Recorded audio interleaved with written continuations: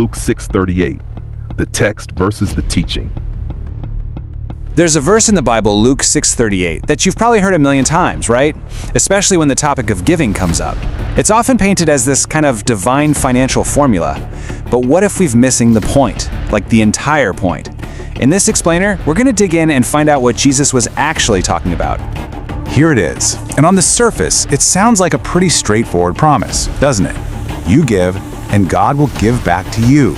And not just a little bit, but this overwhelming, overflowing amount. For a lot of people, this has become the bedrock for financial giving, kind of like a seed faith system where your donation is an investment that guarantees a huge heavenly payout. And that leads us right to our big question. Is this verse really a secret formula for wealth? Is it a contract with God for financial prosperity? Or is there something else going on here? Something that makes way more sense in the world Jesus actually lived in? To get to the bottom of this, we have to kind of step back in time into the 1st century. See, Jesus' audience lived in a world built around farming and local markets. And it turns out the key phrases in this verse weren't some kind of supernatural code. No, they were everyday, common terms you'd hear at the grain market. The verse lays out this really clear 4-step process. Good measure, pressed down, shaken together, and running over. But here's the twist. This isn't a sequence of miracles. It's the play-by-play of what a really generous merchant would do right there in front of you. Let's break it down. So first up, good measure. This was just about basic fairness. It meant the seller was using an honest scoop, not trying to cheat you with rigged weights, which, was a huge problem back then. It's all about integrity between people, not some divine multiplication of your money. Okay, next, pressed down. Picture this. A seller is pouring grain into your basket. To make sure you get a really full amount, they would literally push the grain down with their hand. Why? To get rid of all the air pockets and make sure you, the customer, are getting as much as possible. It's a very real, physical act of generosity. So after pressing it down, what's next? Shaken together. The merchant would then give the basket a good shake. This would cause all the grains to settle even further, creating just a little more space at the top so they could pour in even more. Again, this is all happening right there in the market, a clear sign of a seller who's going above and beyond. And the grand finale of this whole process is running over. After all the pressing and shaking, a truly generous seller would just keep pouring until the grain literally overflowed and spilled down the sides of the basket. This wasn't something they had to do. It was just an act of pure human kindness. It wasn't a divine transaction. So where does all this extra grain go? The verse says, into your bosom. Now, this wasn't some kind of spiritual bank account. The bosom was literally the fold of a person's robe. They'd use it as a makeshift pouch to carry stuff home from the market.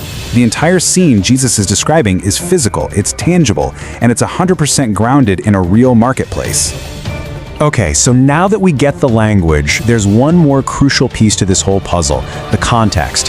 This verse often gets pulled out and isolated, but the single most important clue to its meaning is hiding in plain sight, just a few sentences before it, in the exact same talk. And here it is from Luke 6:35. Jesus says, love your enemies, do good, and lend, hoping for nothing again. Just let that sink in for a second. He is explicitly telling his followers to give without expecting anything back in return. And this is where it all just clicks into place. The popular modern way we hear this verse is basically give so you can get a return. But the actual original context, the words Jesus literally just finished saying, is the exact opposite: give and hope for nothing.